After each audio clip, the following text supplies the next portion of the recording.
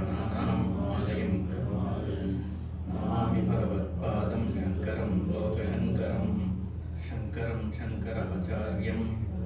Can repeat after me. Shankaram Shankaracharyam Keshavam Badarayanam Sutrabhashya Kritav Vande. We will be doing vichara on this book called Panchadashi. So Panchadashi is considered a Prakarana Grantha.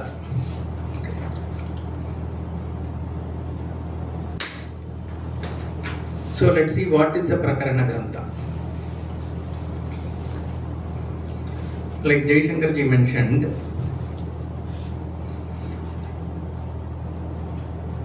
Vedanta is a teaching tradition. So the teaching is unlike other teaching, I wouldn't call it tradition, other teaching methods, in the sense that here we are teaching about the subject, not an object, which means it is trying to reveal something to you that is not objectifiable. In fact, since it is not objectifiable, it is not even conceivable. Because you have a notion of yourself, but now if that is not the truth, then how do we reveal it to you? How can a tradition, a teaching, reveal something which is not conceivable in mind, which is not objectifiable, like this is a laptop, this is music, this is emotion. All these things are known. If you say, what is anger? I can explain, even though you don't see anger. But still it is experienced. This Atma is not experienced. It is the content of the experiencer, if you want to say. It's not even the experiencer. Neither it is the experienced, nor is it the experiencer, nor is it the experience itself. So it is the content, which means it is not available for any kind of objectification, whether a direct objectification or like an emotion. So it is neither perceivable nor inferable. But still it has to be taught. But the only good thing is, since it is not totally unknown. Why is it not totally unknown? Because it is yourself, right? I cannot say you are not known to you. That you won't accept, right? If I tell you, you don't know who you are, that is not acceptable. That is because you know yourself as something,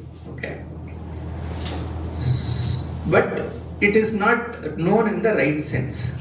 So that is why the Shastra uses words to reveal. That's the only way it can reveal. But the words are known to you already. So the words, if it is known to you, the meaning of the word is also known to you. Let's say cow. Cow is a word, you know the word and you know the meaning. So any word Shastra uses, you already know some meaning of it. If it uses a totally unknown word, like Puja Swami used to say Gagabuga. If it says Gagabuga, Shastra has used a word, but you can't understand anything. So it has to use the word, but use it in a way that it can reveal it to you. So we'll come to that. So we talk about some Bhagatyaga Lakshana and all that. You drop certain aspect of the word, but still use a word which is known to you and reveal. So now this is a teaching tradition.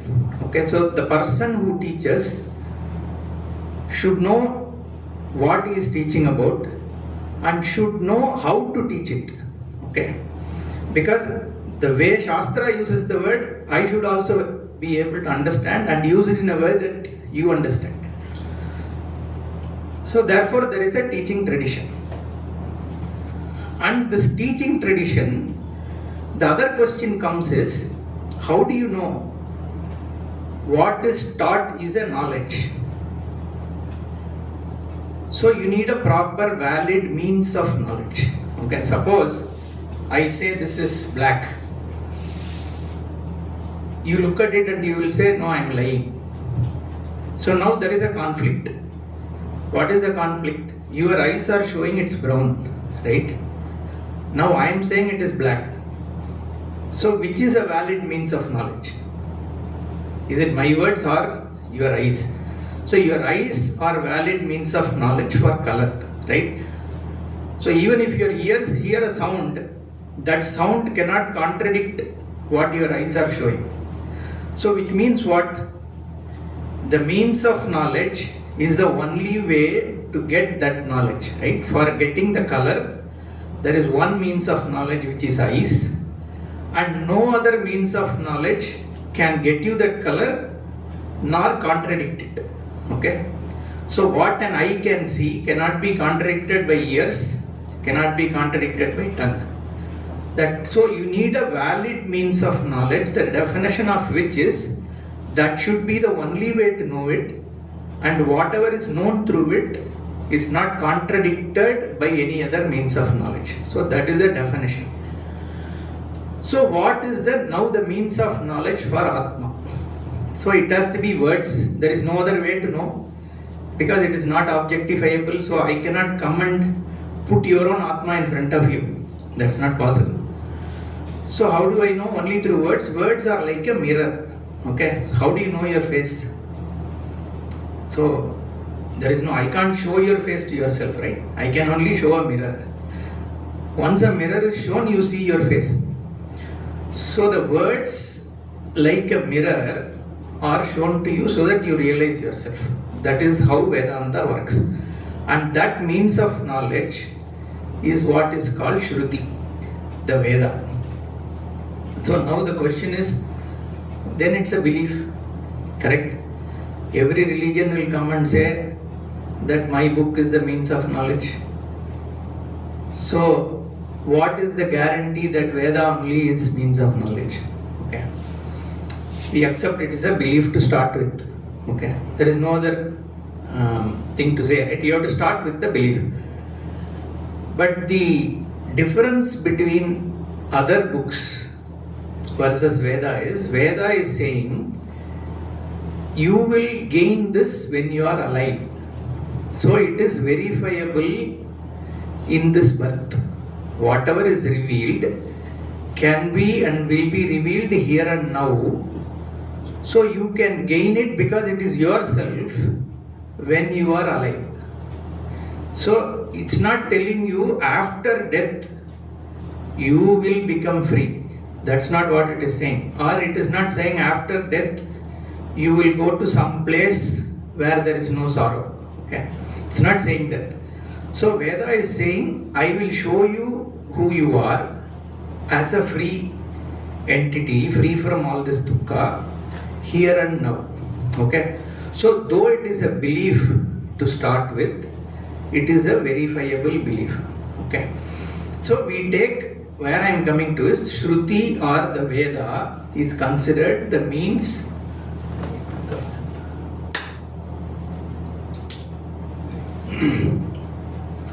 So the Veda is the means by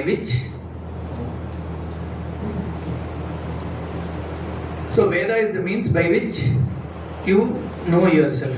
Okay, so let's start with that. We'll talk about these things a little more. But for now, Shruti is the way to know the self. And Shruti is considered to be revealed. Okay, it's not made by somebody. The reason is, if the only way to gain this knowledge is through words, who was the first person to gain the knowledge? And how did that person gain that knowledge? Right? If he or she by himself or herself gained this knowledge, then all of us will ask, if he can gain, why can't I also gain? Right? Why should I depend on somebody else? So maybe somebody stumbled upon this knowledge one fine day, suddenly Atma Jnana happened, right? But there is no way of stumbling upon this knowledge, because it is not only about you. This knowledge also says all that is here now, earlier, which is going to be there later, whatever is there is all only one vastu, which is you. Okay?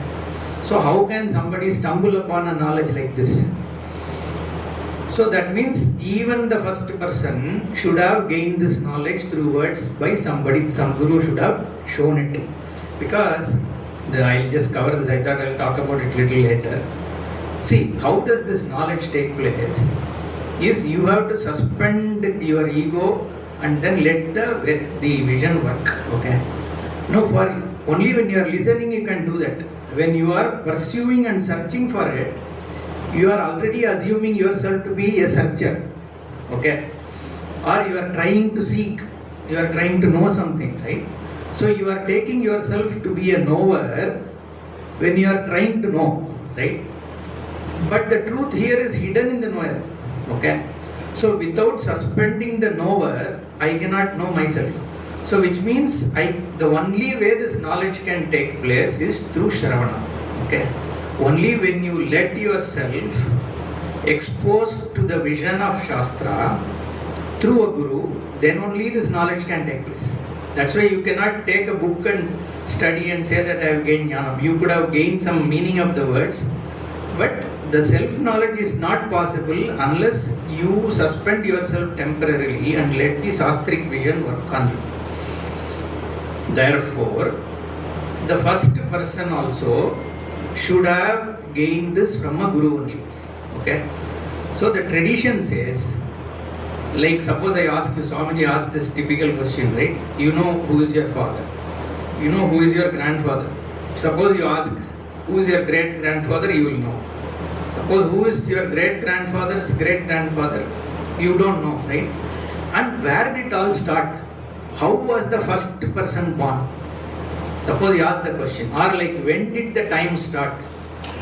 Or where does the space begin? These are questions you can't answer, right? The moment you say space is beginning, so before that beginning also some space should be there, no? Then only it can begin. Right? When I say when did time start, the next question is what was before that start of time. That question also is in time only. So like that, who is the first person? You can't answer. So we say Bhagavan. That means I don't know the answer, right? That's what it means. Okay?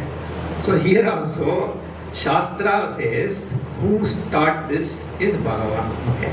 In fact, Sri Krishna says that I gave it, okay, to Manu. Then the Manu gave it to Ikshvakave-praha, Manurikshvakave-abravit, like that he says, gives a tradition. And even when we talk about our Guru Parampara, we say Sada Shiva Samarambam Shankaracharya Madhyamam Asmad. So the entire tradition starts from Shiva. Another version is Narayanam Padmam Vadishtam. So it starts from Narayana. Means both are same. Okay? Only one Bhagavan. Now this Shruti is the Moola Grantha, from which, so Shruti is what is revealed. Shruti means Veda. The word Shruti itself means, Shrutam means heard. That's why the rishis are called seers, mantra drashtaraha. They didn't create mantra. They saw the mantra. Okay. So Rishayaha mantra drashtaraha, we say. Means it is already there by Bhagavan in the Srishti and they saw. Okay. So they don't, so the entire Veda comprises of mantras. And then it is, if you generally see the Samhita, it says who was the Rishi who saw this, which is the Devata invoked in this, and which Chandas. Okay, Trishtup, Anushtup, there are some Chandas. So the Rishi who saw, that is how we say. So Shruti is the Veda which has come down from Ishvara. So that is the primary source of this knowledge. And generally, when we talk about this knowledge, it's not only Shruti, it goes with the Parampara. So Guru, the Veda and the tradition are spoken together. Okay. Whenever we say Shastra means Guru also is involved, because without teaching there is no Shastra, right? And without Shastra also there is no Guru. Okay. So they have to be both aligned. Okay. If somebody is not teaching Veda Shastra, then you can't take that. That's why Shrotriyam Brahmanishtam Jaishankarji was talking about, right?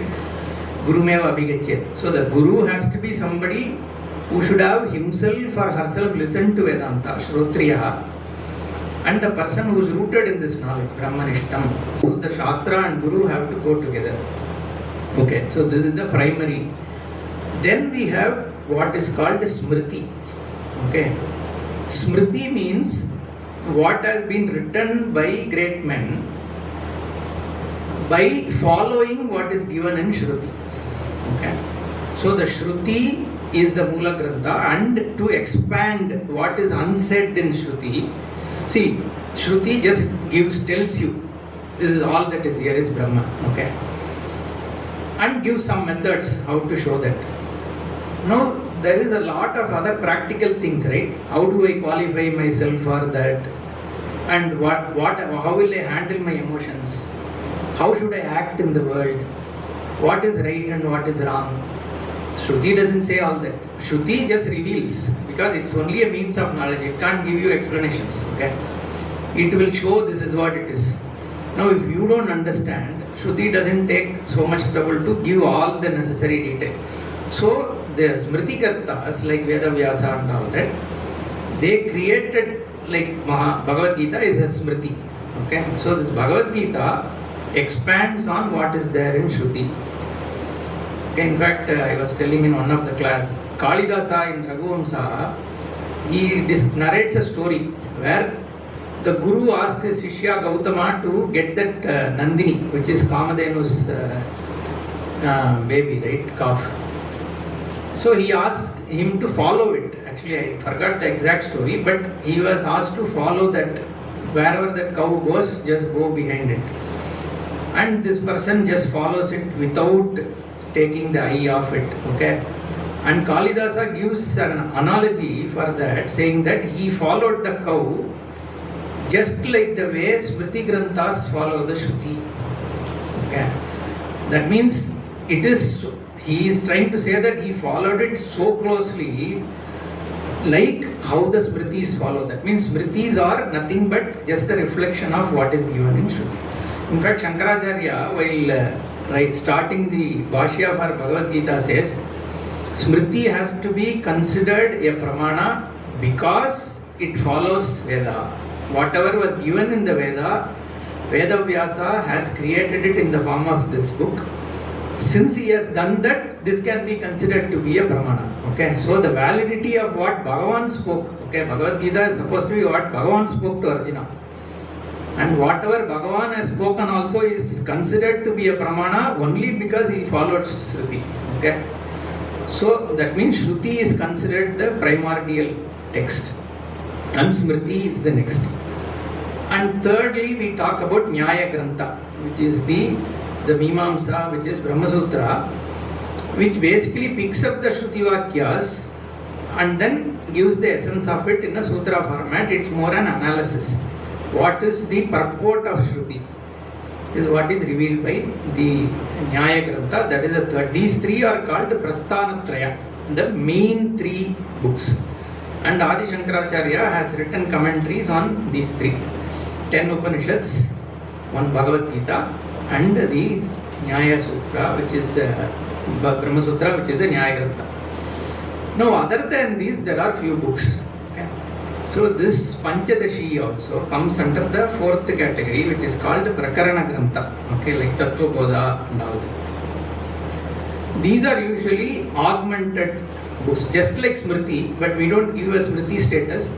These are more an introductory kind of books, which gives the total context of what is comprised of in the Shastra.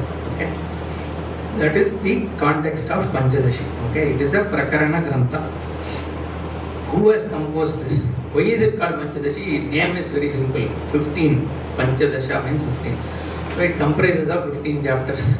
Okay, and generally people divide it into 3 parts. Anything like divisible by 3, immediately our people will divide into 3 and say one is Satyam, Jnanam, Anantam. Okay. Even Bhagavad Gita 18 chapters, they say 6 chapters Satyam, 6 chapters Jnanam, 6 chapters about Ananda, or Tatvaviveka, something like that. First 6 chapters Tat, second first 6 in Gita is considered as Tvam, second 6 is Tat, the third 6 is Asi.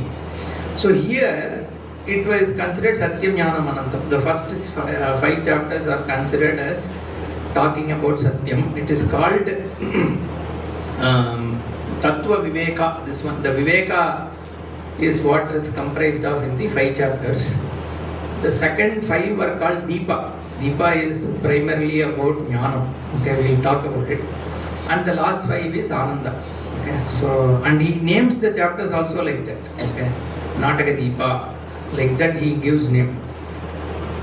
And Vidyaranya, I don't know how many of you know. There are a lot of different narrations about it, but he is considered as the Acharya in the Sringeri Mutt. Okay, but that is also disputed in some this thing. He is actually called as Madhavacharya in his books, and his brother is considered to be Sainacharya, who wrote Vedabhashyam also. But generally it is Vidyaranya is the name given after Sannyasa Diksha. Whether he was the Pitadipati of Sringeri and all, we don't know. But he is considered as the one who created the Vijayanagara Empire. Okay. And some of the texts is assumed that he composed before he became a sannyasi. Like he wrote the most famous Shankara Vijaya, which is called the Madhaviya Shankara Vijaya, was written by him. Okay. And Panchadashi, it is considered as something which he wrote as soon as he took sannyasa. Because he refers to his guru as Shankarananda. We just saw that verse. Okay, let's now look at the text. Namah Shri Shankarananda Guru Padam Bhujanmane Savilasa Mahamoha Graha Grasaika Karmane. The second half of the verse is one word. Okay. Savilasa Mahamoha Graha Grasaika Karmane is one Samastapada. Karmane means unto the Karmana. Okay, the one who is doing the karma, action. And what is the action being done? Graha Grasa. Graha means which is like sucking you, like kind of thing. Like a crocodile is called Graha. Like Graha, Grahakaha and all we read, right? And Grasa also very similar. The Rahu Grasta we say when eclipse happens. Grasa. So that which is catching you, it catches it. Okay. What is catching you is Savilasa Mahamoha. Okay. Vilasa means manifoldness. Like in the case of world, the samsara, there are many things which catch you. And they catch you without you even being aware. Like a crocodile, right? It is under the water. So you don't know where it is. So you are just standing, everything looks very still, peaceful. Suddenly it catches you, right? That's how Ragadvesha is in the world. Before you even know, your life is gone. Okay. Like Ramakrishna, in one parable, I often tell this. Okay, it's a very simple parable story. You have to read this Ramakrishna's parables, very nice. So he says one day went to a drama. In those days, you have to, it's like we used to sit in the floor and watch movies also, right? So he goes to a drama. So he goes little early. So then he took one mat, okay, to go to watch the drama. So he reached there little early. Then he thought, why don't we lie down and rest for some time? He lies down and then he sleeps off. And then there's a lot of sound.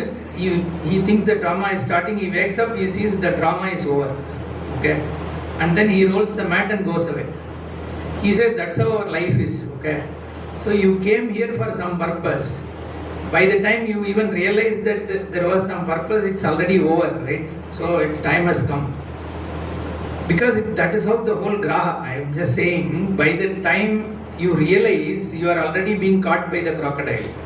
And it holds you so firm that you can't even take your leg out. When crocodile catches somebody, it is said you can't even move. It just immobilizes you, right?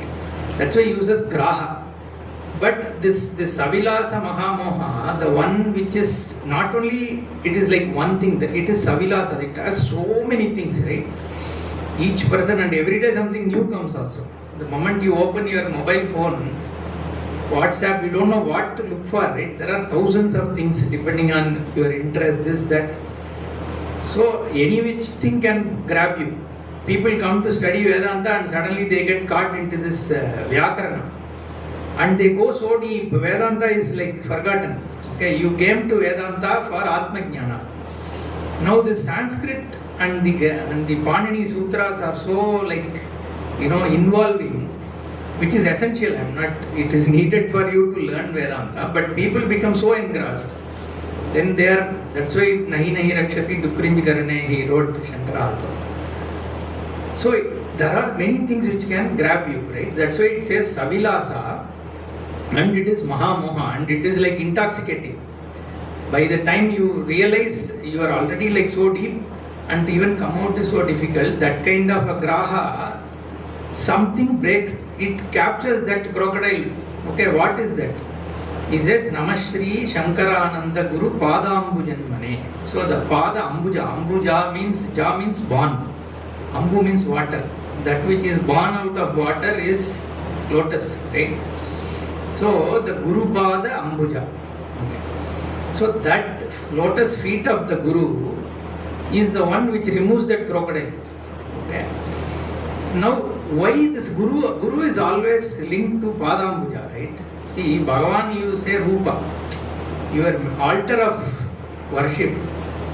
In the case of Bhagavan is Rupa, right? Ganesha means you do Keshadipada Varnana, we do like Shakti, Ishvara, everything we look with form, which is important. But Guru always is Paduka only. Okay, form is not important. These days they have sculptures and all that. Generally, Guru means Paduka only they worship. Okay, so Guru Paduka Bhyam. That in fact, all the stotras are also Guru Paduka stotra. Here also, because Guru is always an altar of surrender. Why is Guru an altar of surrender? For the same reason I told earlier. When you listen to Shastra, what hinders you is your own ego. Okay. Mostly the constraint is always with you only, right? Your emotions are the hindrance, nothing else. You are sitting here but your mind is in Bombay, right?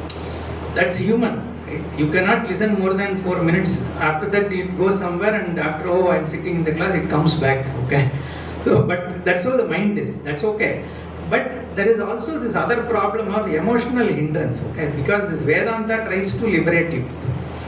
And what will resist that liberation is your own individual ego, because what is going to be falsified is that ego, right? Eventually, your limited ego is the one which is going to be falsified. If you are Purnam, what is between you and Purnam is your own ego.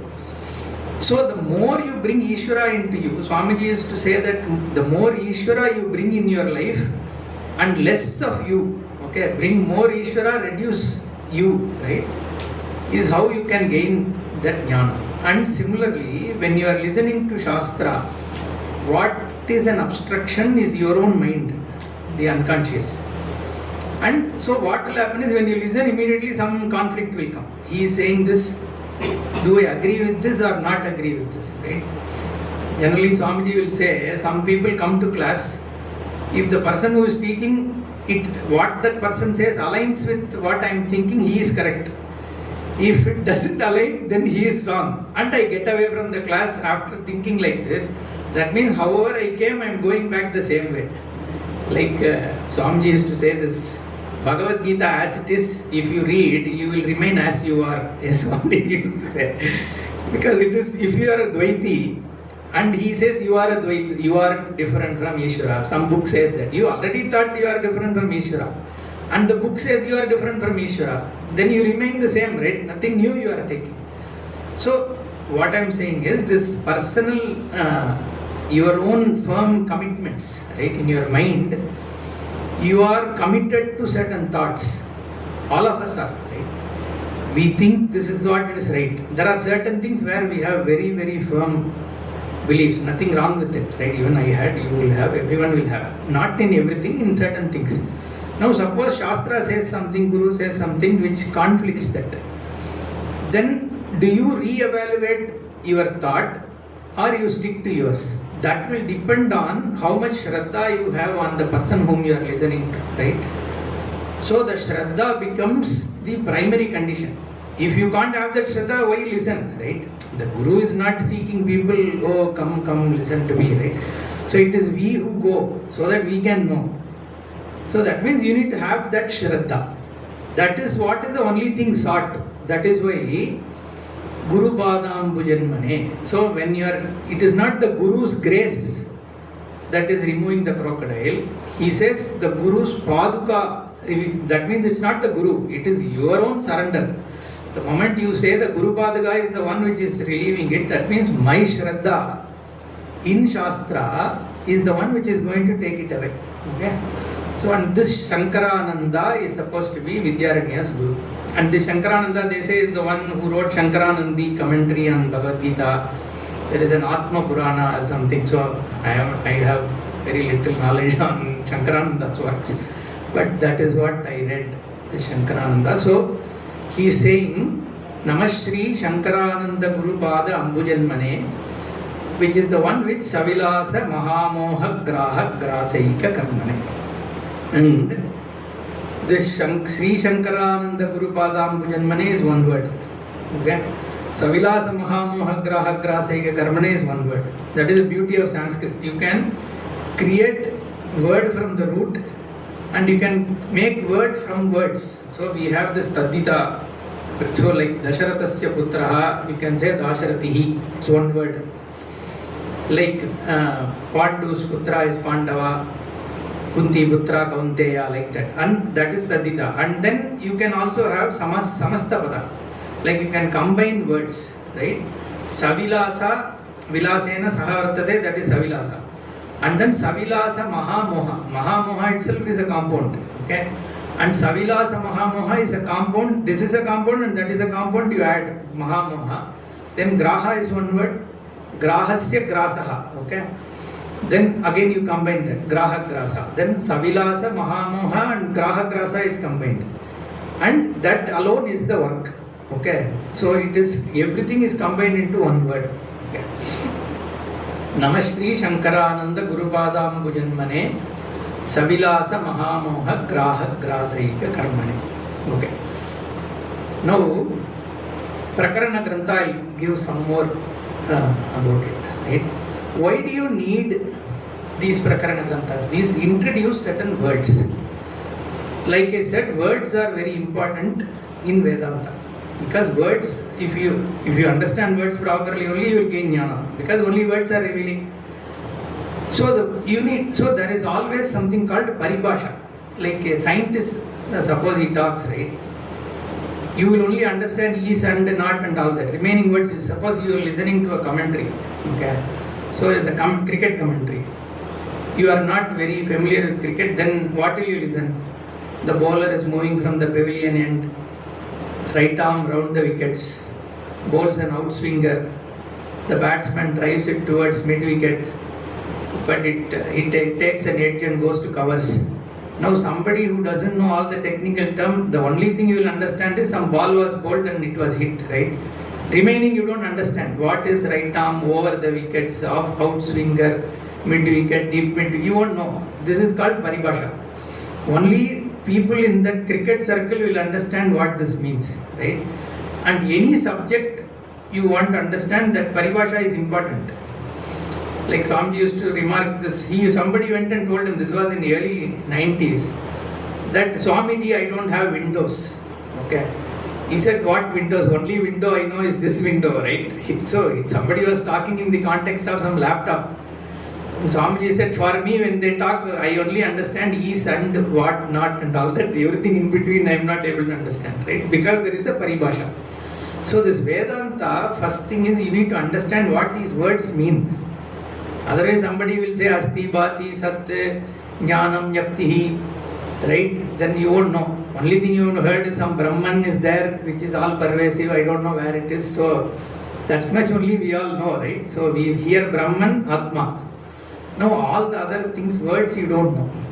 So these books like Tatvaviveka, Panchadashi and all that, it introduces those words. Okay, that's why Prakarana Granthas are usually taken. In fact, Swamiji starts his Vedanta courses with the Tatvaviveka, which is a simple definition book.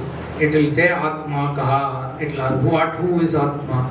Then there is a definition, what is Atma.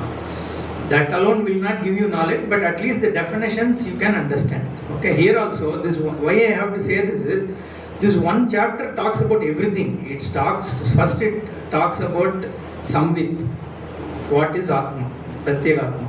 Then it talks about Ishvara, then it talks about Srishti, then it talks about Tatvamasi. It talks about entire Vedanta in one chapter. Okay, so don't ask me after 1 week will I become a jnani. If you are lucky, you will become. But this book covers the whole thing, okay, and we won't have time to get into details, but at least at the end of this 1 week, you can get familiarized with when somebody says, Shuddha Sattva, Malina Sattva, and then Maya.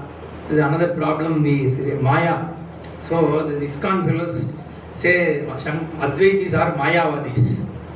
Okay, because we all the time talk about Maya. The whole world is illusion. Okay, so there is no Mayavada. None of us actually talk about Maya. Okay, we only talk about Brahman, which is Satyam. Now, if for you to understand what is Brahman, different things are used. Mithyatvam, Maya. These are technical usages. Like I said, words are used to reveal. Words are used to reveal not Maya. Words are used to reveal what is Brahman. Okay.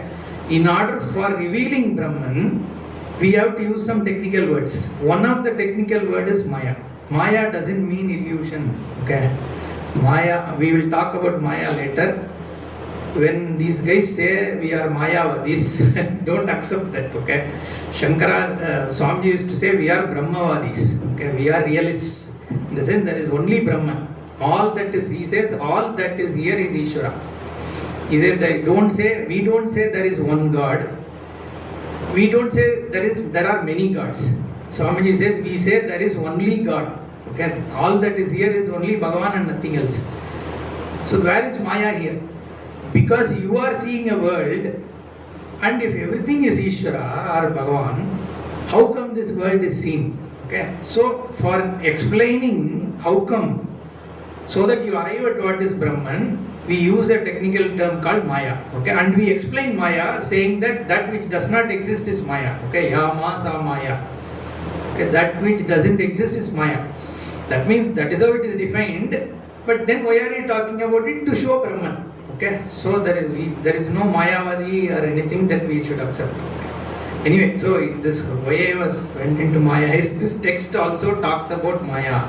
It talks about Mithyatvam, it talks about Tatvamasi, it talks about Guru Parampara. Everything in this, some 64 verses are there. It introduces. Okay. Almost another 15 minutes. We'll go to one more shloka. Tatpadam Buruhat Dvandva. You can repeat it. Tatpadam Buruhat Dvandva. Okay, it's difficult. Tatpada Amburuhat Dvandva. Seva Nirmala Chetasam Sukabodhaya Tattvasya Vivekoyam Vidhiyate. There is a tradition. The tradition is you should explain why you are writing a book. Because when you write a book, I have to read it.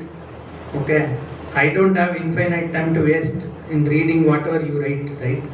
So you need to justify why are you writing the book. Okay, generally there are two things which are done in every book. Okay, in the tradition. One is it should start with a prayer. Okay, the first one started with a prayer. The prayer is because when you write a book, it should meet its purpose. Whatever I want this book to achieve, it should meet its purpose. Second is, I should be able to complete the book. Okay, there are many books which were started and it never got completed. Third is, it has to reach the right people also. Okay, the book is there, it can be lying down, like so many palm leaves we don't even know, right? In fact, Shankara refers to certain things which we don't have now. Okay, he says some Vrittikara Mata is there. We don't know those Vrittikara Matas.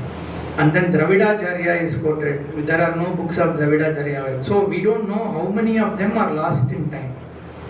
So there is always a Vigna. Okay, and that is not seen. That's not. We only know for some reason. That's where the karma comes in, right? Lot of things in Jagat we can't explain. It doesn't rain in Jaipur, suppose I say. Now, why doesn't it rain? We don't know. Now, so, or somebody, has a eyesight problem by birth. Now, how do you explain this? Right? The inequalities and problems in the Jagat, it's very difficult to explain. It's impossible to explain, right? So that everything cannot be explained. So, yes, we can infer that if there has to be a cause, it has to be a unseen cause. That is what is called adrishtam. In Tamil also we say it is adrishtam, right? Adrishtam means not luck, means unseen, not drishtam. The reason for it is not evident to you. That's what it means, right? And their karma model comes and says, something you have done only has caused it, either in this birth or previous birth.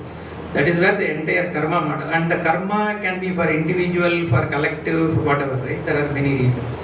So here also, this adrishta is a reason why the text that is written by me may not get completed, may not reach the right people, and even if it reaches people, they may not be able to understand it. So for all these, Pratibandha Nivartakam, for that you generally start with the prayer. So here Namashri Shankarananda Padambu Janmane, Guru Paduka, he takes it as Ishvara only, and then he invokes that. Then the second verse is about the why am I writing this book? Okay. So Tatpadam Bruhat Dvandva Seva Nirmala Chetasam Sukhabodhaya Tattvasya Vivekaha Vidhiyate. Sukhabodha is the purpose. Okay. For understanding easily what tattvasya, okay, the tattvam.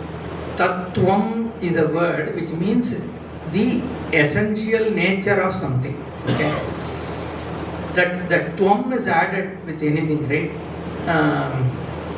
Vidvatvam, right, means what? The nature, essence of being a vidwan, right? Tat means that. So tattva means essence of that. Whatever is there, what is its essence? What is its true nature? That is tattva. So tattvasya sukhabodhaya. So the essential nature of what is going on, right? What is going on is the problem, right? I am suddenly one day I woke up, I am 3 years old, there is something called world, okay? This is my father, this is my mother, this is people around, and then I just am looking around, there is some world. So I eat food, I live, I have children, suddenly one day I don't know if I am going to exist, right? That is what is life. Because I don't know before such and such date whether an entity like this existed, and after such and such date this entity will exist, and was I really born before somebody says I am having a rebirth, or am I just a spark in time? We don't know, right? So forget all the what is my dukkha, sukha and all that. My very essence, who am I, what is going on itself, I don't know. And I have no control. If I go to sleep today, only if I wake up, right? Then another day is there. Otherwise, once my breath goes out, at next second it will come in, I don't know, right? There is no guarantee. So we assume everything is fine, right? So you need to, there is always a search in human being, what is going on, right? That is what is this tattva. Now it is, whether you would say, we say Ishvara, Jagat, Jiva, all that, right? But that is all okay, it's all a model, we have to talk about it. So when I say there is a creation, then you have to say who created. Now if there is a creator, is that creator sitting here, sitting elsewhere? What is the relationship between me and the creator? What is the relationship between me and the Jagat? What is the relationship between the Jagat and the creator?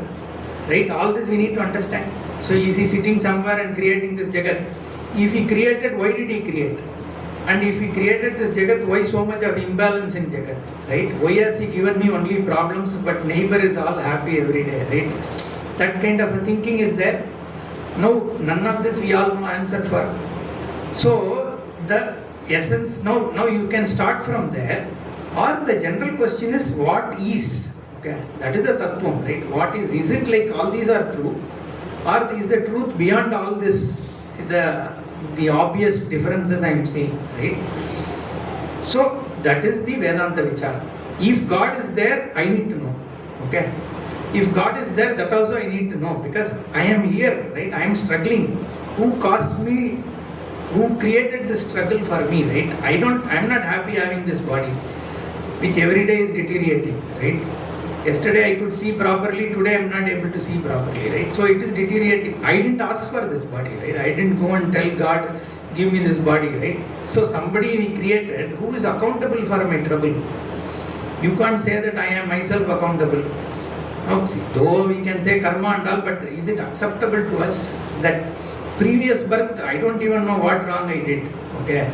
Now you can't say today I am having this leg pain because something you would have done 3 births before. I mean, that is okay, you can give some explanation, but is it a palatable thing, right? So there is, you need to understand, right? There is a human being wants to understand why am I like this and why am I, and can I be ever happy, right? Or if there is no possibility, just tell me, okay, that's fine. So that's why Tattva Vichara is important. Now if you come and tell me, yeah, it is there in some heaven, after you die you will go there. What is the guarantee, right? As somebody who has come here back and told me, bought a picture or something, no. So how do I even know whether I survived this death? If I survive the death also, will I identify myself as Kalyana and go there? We don't know, right? Then only it's my Naraka, right? Suppose I do something wrong and I go to Naraka. Only if I identify with myself as Kalyana and I gain that punishment, it is punishment for me.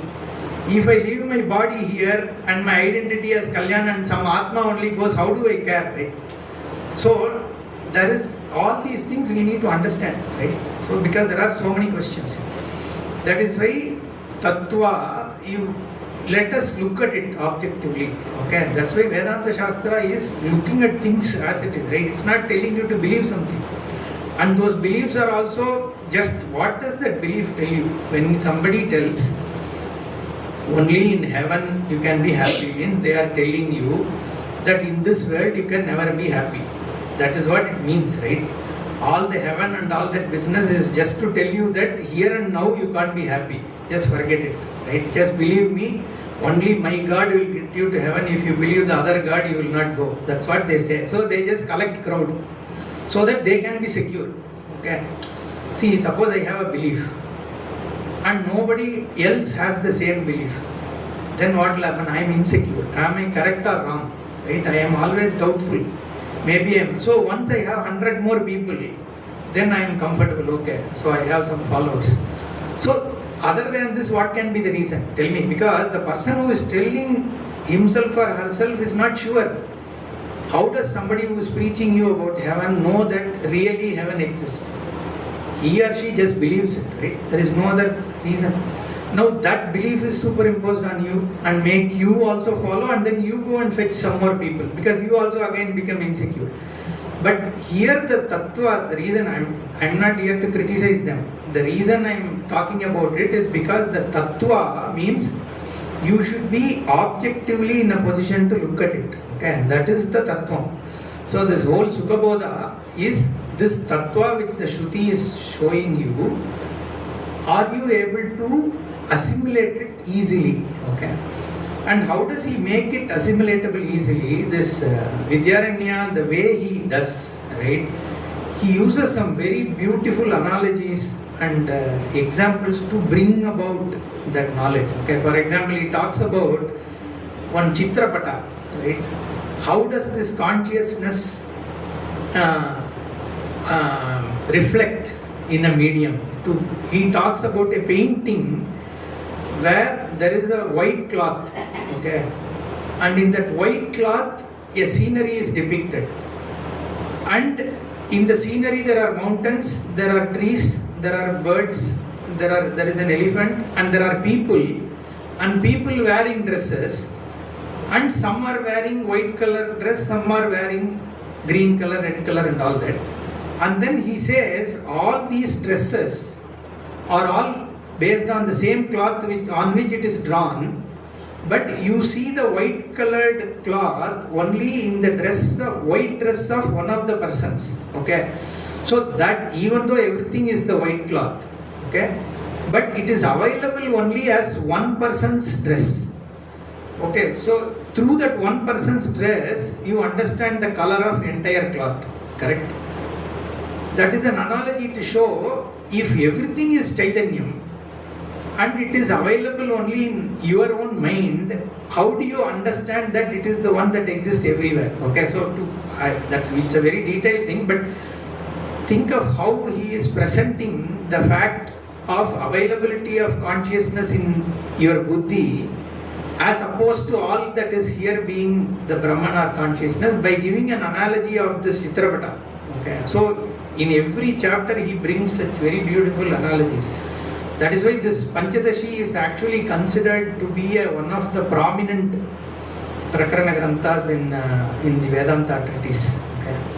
So, and if you understand, in fact, this Bellamanda, one of the one who wrote Tika on Bhagavad Gita, he was a Visishtadvaiti, and apparently he was passing through a village, and to rest he sat in one of the thinnai, right, outside the houses in those days, and somebody was reading Panchadashi inside, and he happened to listen to it for a few minutes, and that gave him the knowledge, and then he became a big Advaiti, and then he wrote a commentary on Shankara's Bhagavad Gita, okay, and many other works also. So this Panchadashi is considered so powerful in giving people insights into Vedanta. So, and this chapter is actually a very, very nice compendium of the entire Vedanta. So we'll see. Om Purnamadav Purnamidam Purnat Purnamudachyate Purnasya Purnamadaya Purnameva Vasishyate. Om Shanti Shanti Shanti. Hari Om Shri Gurubhyo Namaha. Hari Om.